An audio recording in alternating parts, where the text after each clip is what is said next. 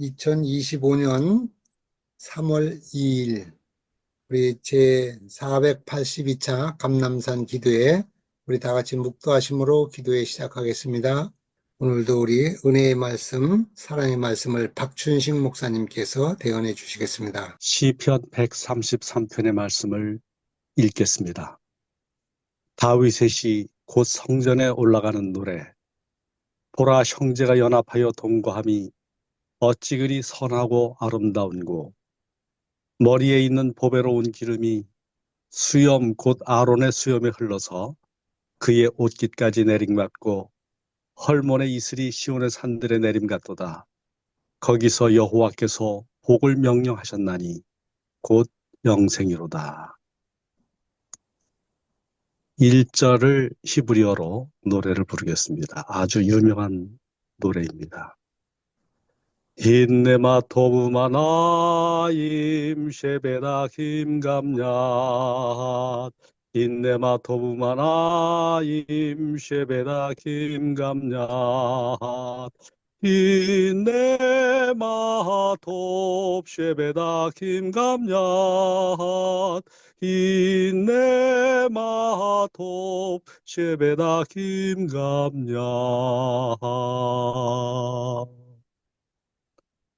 보라, 형제가 연합하여 동거함이 어찌 그리 선하고 아름다운고. 이 시는 하나님 안에서 누리는 형제의 축복을 찬미하고 있습니다.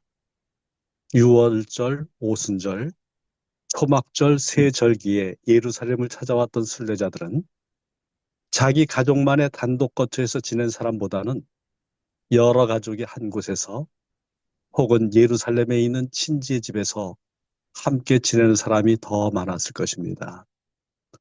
생활은 불편했겠지만 그것을 아무것도 아닌 것처럼 여길 수 있게 하는 충분한 가치를 지닌 축복과 은혜가 여기에 있었습니다. 보라, 형제가 연합하여 동거함이 어찌 그리 선하고 아름다운고. 다윗의 생애를 보면 형제 연합이 얼마나 중요한지를 깨닫게 됩니다. 다윗은 어린 시절 형들에게 인정받지 못하고 오히려 무시를 당했습니다. 골리앗과 싸우러 나갈 때조차 그의 형들은 다윗을 책망했습니다.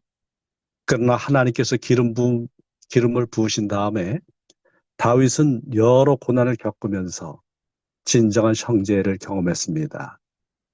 다윗이 사울 왕을 피해서 가드 왕 아기스에게서 도망한 다음 아둘람 굴에서 지낼 때가 있었습니다. 그렇게 숨어 지낼 때 그의 형제들과 아버지의 온 집이 그에게 내려왔다고 사무엘상 22장 1절에 말합니다. 과거에 자신을 무시했던 형들이었지만 이제는 다윗과 함께하며 하나가 되었습니다. 부조와 선지자 658쪽의 말씀입니다. 그는 그의 형님들 편에서의 불신의 쓰라림을 맛보았었다. 그러나 불화를 대신한 화목은 악랑자 다윗의 마음에 기쁨을 가져다 주었다. 아둘람 굴에서 다윗은 시편 133편을 지었습니다. 세 번역입니다. 그 얼마나 아름답고 즐거운가. 형제 자매가 어울려서 함께 사는 모습. 다윗이 감사하며 찬양한 것처럼 우리가 주님 안에서 하나가 될 때 하나님께서 기뻐하시며 우리에게 평강과 축복을 베푸십니다. 그러나 성경을 보면 형제가 서로 대적하는 슬픈 역사가 많습니다. 가인은 아벨을 시기하여 죽였고 야곱과 에서는 오랫동안 불화를 겪었고 그 자손인 이스라엘과 에돔 족속이 불화했습니다. 이스라엘 민족도 북왕국 이스라엘과 남왕국 유다로 갈라져 서로 전쟁을 벌이기도 했습니다. 예수님은 마지막 때에는 형제가 형제를 죽음에 넘길 것이라고 경고하셨습니다. 시편 133편은 형제가 연합할 때 하나님께서 복을 명령하신다고 했습니다. 그 복은 영생입니다. 하나님은 분열이 아닌 연합을 기뻐하시며 우리가 주님 안에서 하나가 되기를 원하십니다. 세 절로 구성된 시편 133편의 문학적 주제적 중심은 2절에 기름 부음 받은 대제사장입니다. 머리에 있는 보배로운 기름이 수염 곧 아론의 수염에 흘러서 그의 옷깃까지 내림같고, 아론의 제사장 의식은 위임식은 이스라엘 민족의 정체성과 깊은 관련을 가진 사건입니다. 지금 여기에 나와 있는 이 의식은 아론의 머리에 흘러내리는 그 기름, 그래서 옷깃까지 적시는 그 기름의 이야기는 레위기 8장 12절에 있는 제사장 위임식에서 아론의 머리에 관유를 부었던 장면을 그려 보여주고 있는 내용입니다. 하나님은 이스라엘을 제사장 나라로 삼기 위해서 출애굽시키셨습니다. 제사장 나라의 중심에는 성소가 있고 그 성소를 책임진 사람은 대제사장입니다. 모세는 대제사장 아론의 머리에 거룩한 관유를 부었습니다. 이 관유는 지극히 거룩하기 때문에 이 관유를 자기 몸에 바르거나 다른 사람에게 붓는 이는 죽임을 당했습니다. 제사장을 구별하기 위해서 모세가 아론의 머리에 부었던 그 관유는 수염을 타고 흘러서 옷깃까지 적셨고 그 향기는 온 진영에 퍼져나갔습니다. 이것은 하나님께서 제사장을 통해서 백성에게 흘려보내시는 축복을 상징합니다. 이제부터 이스라엘은 자기가 받은 축복을 온 인류를 향해 흘려보내는 복의 통로, 제사장 나라의 역할을 적극적으로 감당하기 시작해야 했습니다. 대제사장 아론이 표상하는 예수님은 승천하셨을 때 하늘 성소에서 대제사장으로 봉사를 시작하셨습니다. 예수님이 하늘 성소로부터 우리에게 베푸시는 은혜는 온 세상을 구원할 수 있는 유일한 생명의 향기입니다. 이스라엘 민족에게는 성전이 하나뿐입니다. 세계 각처에 흩어져 지내던 그들은 성전 예배를 통해서 하나가 되는 기쁨을 체험했습니다. 죄는 불화를 일으키고 분리를 가져옵니다. 루스벨의 죄 때문에 하늘에 분열이 생겼습니다. 죄 때문에 하나님과 인류가 분리되었습니다. 하나님의 본뜻은 죄인을 벌주고 멸망시키는 것이 아닙니다. 죄인을 단순히 의인으로 변화시키는 것으로 끝나지 않습니다. 하나님과 영원히 함께 살 친자녀로 삼으시는 것입니다. 성전은 죄 문제를 해결하는 곳입니다. 제사장은 예배자들이 드린 희생 제물의 피의 일부를 제단 뿔이나 성전 휘장에 뿌렸습니다. 제사장은 죄인을 위해서 하나님 앞에서 중보하는 역할을 했습니다. 십자가를 통해 마련한 보혈 공로를 갖고 예수님은 하늘 성소에서 우리를 위해 중보하십니다. 1844년 10월 22일 이후 하늘 지성소에서 예수님은 죄 문제를 영원히 처리하고 우리를 하나님과 영원히 살게 하기 위해서 조사 심판을 진행하고 계십니다. 우리 하나님과 동료 하늘 천사들 사이를 이간질하여 우주적 불화를 일으킨 사탄은 영원히 멸망받게 될 것입니다. 어떤 사람도 사탄과 악한 천사들을 위해서 예비되어 있는 멸망의 불에 들어갈 필요가 없습니다. 아직 예수님이 대제사장으로 봉사하고 계시는 동안에 회개하여 정결케 함을 받을 수 있습니다. 의와 거룩함이 거하는 새 하늘과 새 땅에 보혈 공로를 옷 입은 의인들이 주님과 함께 영원히 살게 될 것입니다. 지금은 죄를 회개해야 할 영적 대속죄일 기간입니다. 혹시 형제를 미워하는 분은 없습니까? 형제를 미련하다고 비난하는 분은 없습니까? 내가 어떤 형제보다도 나은 사람이라고 생각하지는 않습니까? 이러한 태도는 교회 안에 불화를 가져오고 교회를 냉랭하게 만듭니다. 하나님께 이러한 죄를 고백하고 나 자신처럼 남까지 사랑하게 해주시는 성령님의 은혜를 구해야 하겠습니다. 하늘 성소 신앙을 가진 우리는 적극적으로 우리 교회와 지역사회의 평화를 위해서 기도하고 노력해야 하겠습니다. 우리 찬미가가 주제별로 배치되어 있는 것처럼 시편 120편부터 134편은 성전에 올라가는 노래를 따로 모아놓은 찬미가입니다. 찬미가에서 앞뒷장이 서로 개념이 통하는 것처럼 성전에 올라가는 노래도 마찬가지입니다. 시편 132편과 133편은 기름 부음 받은 자, 곧 메시아를 공통 분모로 해서 서로 연결을 이루고 있습니다. 132편 17절 내가 거기서 다윗에게 뿔이 나게 할 것이라 내가 내 기름 부음 받은 자를 위하여 등을 준비하였도다. 머리에 있는 보배로운 기름이 수염 곧 아론의 수염에 흘러서 그의 옷깃까지 내림같고 시편 132편과 133편은 메시아 왕국을 고대하는 시입니다. 시편 132편은 기름 부음 받은 왕을 기대합니다. 시편 133편은 기름 부음 받은 제사장을 가리키고 있습니다. 이스라엘의 제도를 따른다면 어떤 왕도 제사장이 될 수 없고 어떤 제사장도 왕이 될 수 없습니다. 왕과 제사장 두 직분을 모두 갖고 계신 메시아는 오직 예수님뿐입니다. 하나님은 기름 부음 받은 왕 다윗에게 왕위가 영원히 지속될 것이라는 언약을 주셨습니다. 그런데 이스라엘 민족의 역사 속에서 이 예언은 성취되지 못했습니다. 다윗 왕조는 바벨론에게 망했습니다. 그러나 하나님은 이 땅 위에 일시적인 왕국이 아닌 영원한 왕국의 임금으로 예수님을 세우셨습니다. 예수님은 다윗의 후손입니다.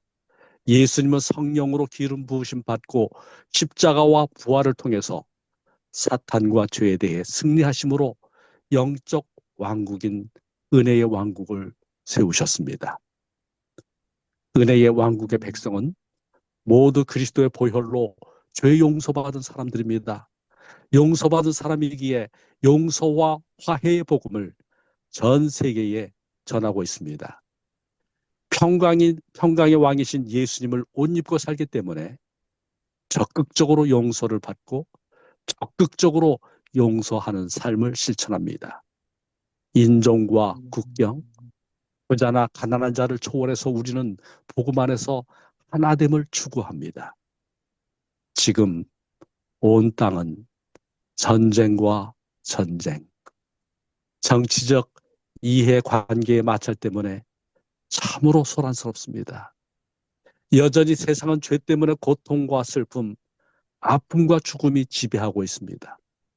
우리는 이러한 소용돌이 속에 폭풍을 잔잔케 하신 우리 주님의 평화가 임하시도록 간절히 기도하며 불화가 아닌 평화를 성취하기 위해 노력하는 하나님 왕국의 백성이 되어야 하겠습니다.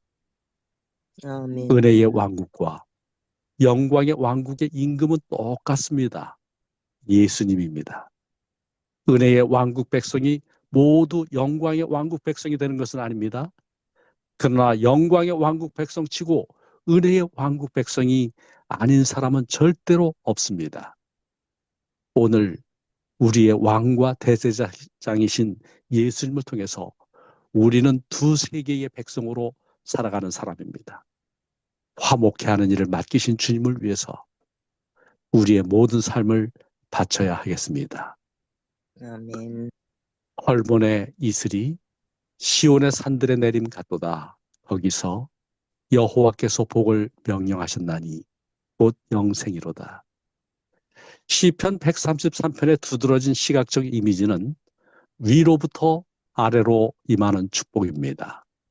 높은 산인 헤르몬산을 축축하게 적신 이슬이 애울이 되고 비가 되어 낮은 지역을 적셔서 모든 생물이 살 수 있게 합니다. 머리로부터 수염을 적시고 옷깃으로 흘러내려온 거룩한 관유로 대제사장으로 위임받은 아론과 같은 대제사장을 통해서 백성들은 영적인 축복을 받습니다. 인간은 생태계의 영향을 받으며 삽니다. 비가 조금만 모자라도 가뭄과 기근이 들어 아우성이고 그것이 조금만 넘쳐도 홍수로 고통을 겪곤 합니다. 우리는 망가진 생태계를 회복시키기 위해서 노력해야 합니다. 궁극적으로 창조 때 보시기에 심히 좋았더라고 말씀하셨던 하나님이 우리에게 창조 때의 에덴보다도 더 아름다운 지구를 우리의 영원한 거처로 선물하실 것을 기대하며 우리는 살고 있습니다. 천년기 동안 하늘에서 지내다가 새 예루살렘 도성과 함께 우리는 하나님이 새롭게 하신 이 지구로 돌아와서 살 것입니다. 더 이상 생태계가 말썽을 부리지 않는 세계에 살 것입니다. 무에서 유를 창조하신 하나님께 이 지구를 모든 별들 중에서 가장 아름다운 곳으로 만드는 일은 결코 어려운 일이 아닙니다. 그런데 하나님께 정말 힘든 일이 있습니다. 자유의지를 가진 인간의 마음을 사랑으로 하나님은 독차지하길 원하십니다. 이것은 물리적인 힘으로 되는 것이 아닙니다. 온 우주를 다스리는 왕이시라도 주님은 우리 마음에 압력을 넣어서 강제로 그분을 사랑하지 않고는 배길 수 없게 만드실 수가 없습니다. 사랑은 사랑으로만 일깨워집니다. 갈바리 십자가에서 죄인을 위한 속죄물을 준비하시고 아버지 보좌 앞에서 그 준비된 보혈을 갖고 우리를 위해 평화의 의논을 하시는 중보자 예수님. 아들을 죽기까지 십자가에 내주신 우리를 사랑하시는 아버지 하나님을 마음속에 영접한 사람만이 새 세상에 살게 될 것입니다. 요한계시록 1장 6절은 예수님의 십자가의 죽으심과 존귀케 되심을 통해 우리가 하나님 나라를 이루었고 각각의 신자는 제사장이 되었다 했습니다. 요한계시록 20장 4절은 재림 때 구원받은 백성은 그리스도와 더불어 1000년 동안 왕 노릇한다고 했습니다. 왕과 대제사장이신 예수님은 우리를 왕과 대제사장으로 대제사장을 빼놓고 제사장으로 삼으셨습니다. 예수께서 하늘과 땅을 화해시키기 위해서 대제사장으로 봉사하시는 것처럼 우리는 지금 그리스도의 제사장으로서 해야 할 일이 있습니다. 고린도후서 5장 19절입니다. 곧 하나님께서 그리스도 안에 계시사 세상을 자기와 화목하게 하시며 그들의 죄를 그들에게 돌리지 아니하시고 화목하게 하는 말씀을 우리에게 부탁하셨느니라. 화목하게 하는 말씀을 우리에게 부탁하셨느니라. 화목하게 하는 말씀을 맡은 제사장 여러분, 이제 복음의 말씀을 땅끝까지 전하는 일에 힘을 모읍시다. 예수님 재림하실 때 우리는 온 우주를 다니며 우리 주님이 우리를 위해 얼마나 놀라운 일을 성취하셨는지를 간증하게 될 것입니다. 온 우주는 우리의 간증을 통해서 왕이신 예수님을 더욱 사랑하게 될 것이며 그리스도의 나라는 더 이상의 반역이나 불화가 없는 영원한 평화의 나라가 될 것입니다. 영광의 왕국은 멀리 있지 않습니다. 형제 사이의 평화를 도모하기 위해서 애쓰는 바로 그곳에 이미 그 나라는 움트고 자라고 있습니다. 우리는 영생을 미리 맛보며 사는 축복된 사람들입니다. 거기서 여호와께서 복을 명령하셨나니 곧 영생이로다. 말씀을 마치겠습니다. 아버지여, 아버지께서 내 안에, 내가 아버지 안에 있는 것 같이 그들도 다 하나가 되어 우리 안에 있게 하사 세상으로 아버지께서 나를 보내신 것을 믿게 하옵소서. 아버지 하나님, 우리 모두가 하나님 안에서 하나가 되기를 원합니다. 우리 민족이 하나님 안에서 다시 마음을 하나로 묶기를 원합니다. 주님께서 이 혼란스러운 때에 역사하여 주셔서 우리를 온전히 하나 되게 하여 주시옵소서. 평화를 이루게 하여 주시옵소서. 그리스도 예수 이름으로 기도합니다. 아멘.